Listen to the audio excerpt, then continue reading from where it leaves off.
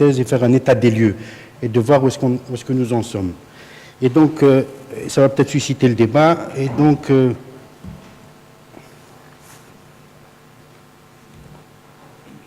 pour ce faire, j'ai pris comme référence l'étude EVAR 1 qui reste d'actualité, qui est une étude qui a été publiée en 2010 et qui compare, c'est une étude randomisée qui compare les techniques endovasculaires, donc EVAR, versus chirurgie ouverte. Il y a eu un peu plus que 1250 patients qui ont été randomisés en EVAR et Open, suivis d'abord sur 4 ans et ensuite sur 15 ans. L'EVAR 1 donne comme résultat de mortalité à 30 jours, pour la technique EVAR 1,8% et pour la technique Open 4,3%. Donc, un avantage pour la technique EVAR. Mais à 4 ans, on voit bien que le bénéfice diminue après 2 ans, mais que par rapport à la mortalité liée à l'anévrisme, le bénéfice est maintenu.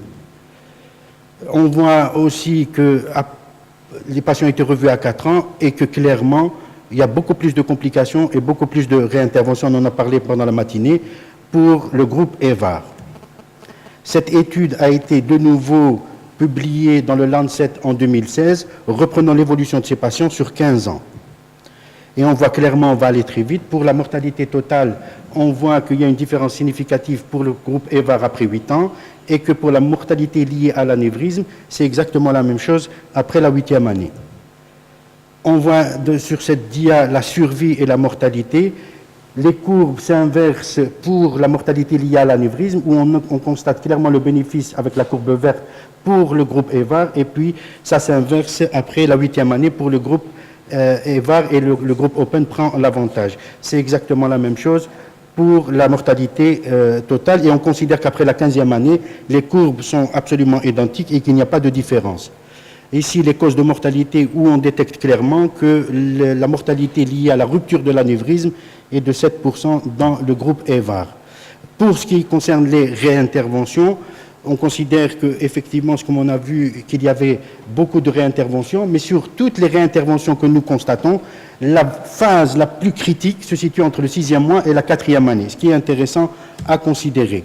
Donc, l'étude conclut que la mortalité, toutes causes confondues, la mortalité liée à l'anévrisme n'est pas du tout différente par rapport à la chirurgie Open, et qu'après 15 ans, les résultats sont tout à fait identiques. Mais le constat est que la mortalité précoce est davantage meilleure pour le groupe EVAR, mais qu'à long terme, le groupe Open est beaucoup plus intéressant. Donc on considère là que les deux techniques sont tout à fait équivalentes, on peut continuer à le faire. Cette étude a été critiquée à un certain moment parce qu'il y a eu, c'était l'implantation des endoprothèses de première génération, et donc on ne comprenait pas très bien le comportement de ces endoprothèses.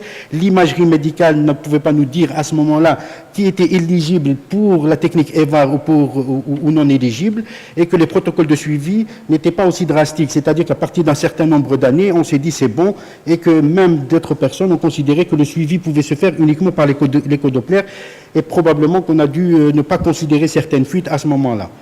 Et puis que les gens prenaient de l'âge et qu'après 10 ans, par exemple, il était difficile d'aller les agresser encore une fois avec une chirurgie un peu plus invasive. Et donc, dans le cas où on pouvait améliorer les endoprothèses, donc trouver de nouvelles prothèses, quel était le résultat sur la rupture de l'anévrisme? C'est qu'il fallait avoir un suivi beaucoup plus drastique avec des enjeux scanners assez répétitifs, qu'il fallait avoir un peu plus d'intervention malgré l'âge avancé des patients, que les techniques endovasculaires, il fallait les privilégier par rapport à la conversion parce qu'on avait de nouveaux dispositifs, et qu'il fallait avoir une meilleure compréhension des endophytes, ce dont parlait M. Haller tout à l'heure, et qu'effectivement, du coup, on a vu apparaître un cinquième type d'endophyte, c'est une augmentation du sac anévrisymal sans qu'on ait les moyens par les méthodes conventionnelles de radiologie pour les détecter. Et donc, il y a eu des recommandations qui disaient pour les endophytes de type 1 et de type 3, il fallait essayer d'inventer de nouvelles endoprothèses qui pouvaient avoir une meilleure compréhension sur le processus de dilatation. Surtout respecter les instructions d'utilisation. Ça, c'est un point extrêmement important, et bien identifier par les techniques d'imagerie maintenant les morphologies à haut risque et qui risquent de ne pas être éligibles pour les techniques endovasculaires. Monsieur Haller a parlé aussi des endophytes de type 2 et qui, les gens recommandent aujourd'hui une embolisation préopératoire de l'artère mésentérique inférieure et des artères lombaires. Il est intéressant de le faire avant parce qu'après, vous risquez de vous retrouver dans ce genre de situation extrêmement complexe et vous avez intérêt à avoir un radiologue interventionnel assez chevronné pour vous sortir d'affaires. Donc, fort de cette expérience, puisqu'on a dit qu'après 15 ans, c'était impeccable, et qu'on est allé encore un peu plus loin vers les challenging cases. Et sont apparues de nouvelles techniques avec de nouvelles endoprothèses. Les cheminées, les branchées, les fenestrés, les snorkels, les périscopes, tout ce que vous voulez. Et donc, on connaît un petit peu les résultats maintenant de ces techniques. La mortalité à 30 jours, elle va de 0 à 25%, et que des paraplégies sont là jusqu'à 12% de la population selon les séries. Concernant la dernière ligne, les réinterventions, on voit que ça tourne autour de 10 à 12%.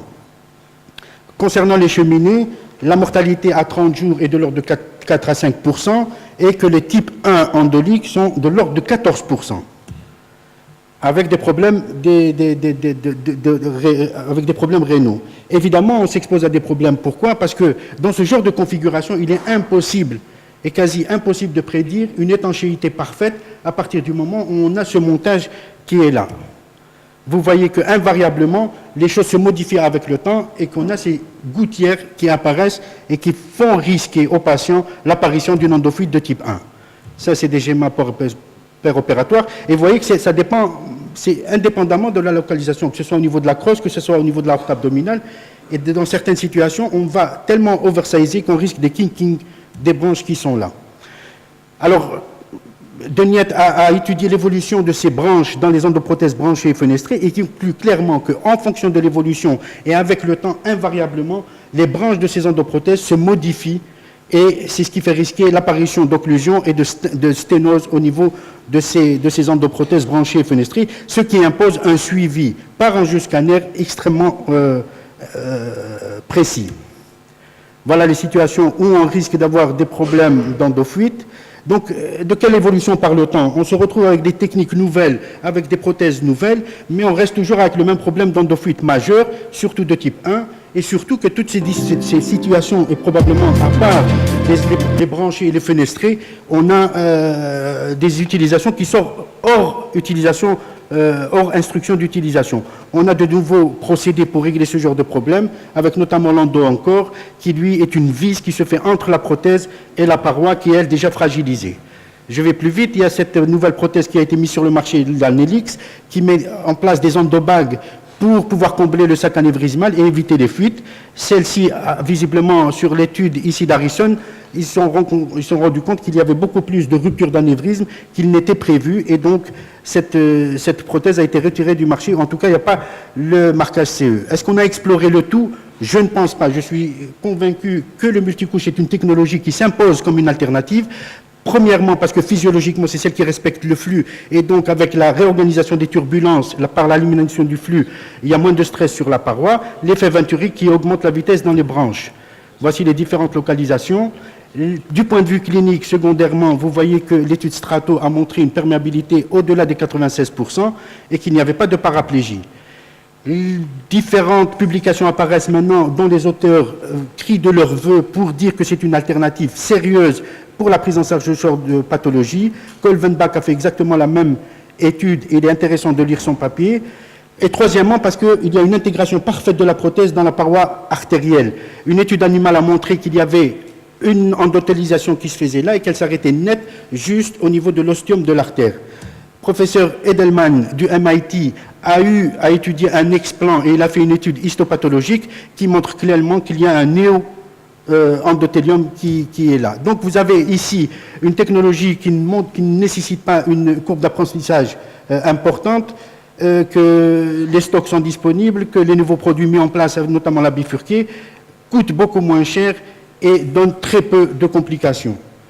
Je conclus donc pour dire que c'est une réelle alternative pour la prise en charge des pathologies anévrismales complexes et même pas complexes, qu'elle doit faire partie de l'arsenal thérapeutique. C'est une solution, comme a dit le professeur Benjeloun, simple à un problème complexe. Les séries, évidemment, doivent être là et nous ambitionnons de publier notre série à la fin de l'année de l'expérience belge, justement, pour confirmer les résultats. Il y va évidemment de notre responsabilité en tant que chirurgien vis-à-vis de notre patient et de lui proposer toutes les procédures qui sont en notre possession. Je vous remercie.